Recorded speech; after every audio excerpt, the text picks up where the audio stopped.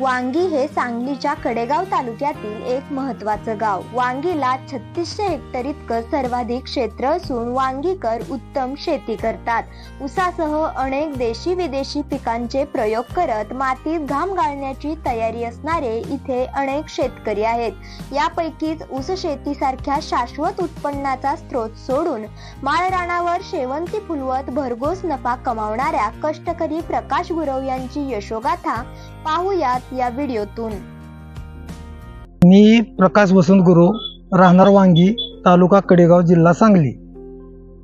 मी ह्यापूर्वी ह्या माळ रानावर वरचेवर आपलं ऊस वगैरे पीक घेत होतो, पण त्या पिकात काय असं म्हणावं असं उत्पन्न मिळत नव्हतं व परवडत नव्हतं। त्यानंतर मी विचार केला की बाबा ह्या रानात आपल्याला दुसरं उत्पन्न असं कुठलं मिळेल, चांगलं पीक घेतल्यानंतर आपल्याला त्यातनं उत्पन्न मिळेल।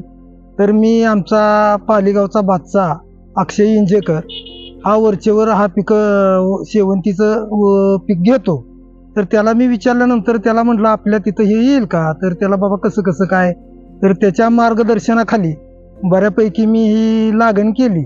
पण लागण केल्यानंतर पावसानं जी सुरुवात केली ती कमीत कमी 20 दिवस तरी पाऊस काही बंद झाला नव्हता, तर पिकाला म्हणावी अशी वाढ नाही मिळाली।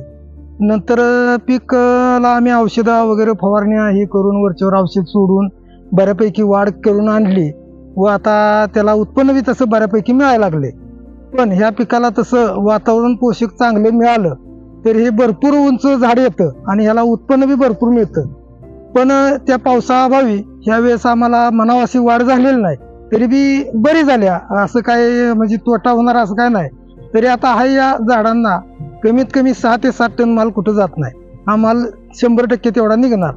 आणि ह्याला बाकी तोडणीला वगैरे जो खर्च येतो, माणसं वगैरे लय लागतात म्हणतात माणसं, पण तसं काय नाही। आपण घरगुती जर केलं, आम्ही आमच्या घरचे 5-6 जण असं म्हणजे ह्यात कायम धडपडत असतो, तोडणी करत असतो, त्यामुळे खर्च आमचा तो एक वाचतो बऱ्यापैकी आणि आम्हाला उत्पन्न बी चांगलं मिळते।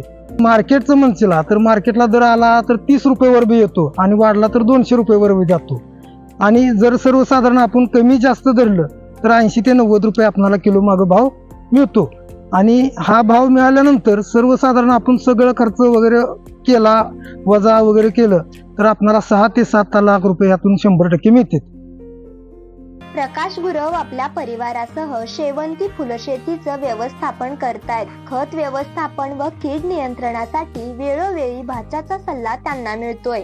गुरव यांनी अनेक वर्ष ऊस शेती केली आहे, परंतु ऊसाचं आर्थिक उत्पन्न वर्षातून एकदाच हातात येत असल्यानं त्यांनी कमी कालावधीत आर्थिक फायदा मिळवून देणारं पीक म्हणून शेवंती पिकाची निवड केली आहे। मोठ्या कष्टातून त्यांनी 50 गुंठ खडकाळ माळरानावर शेवंती फुलवत 6 लाखांचा भरघोस नफा कमावलाय।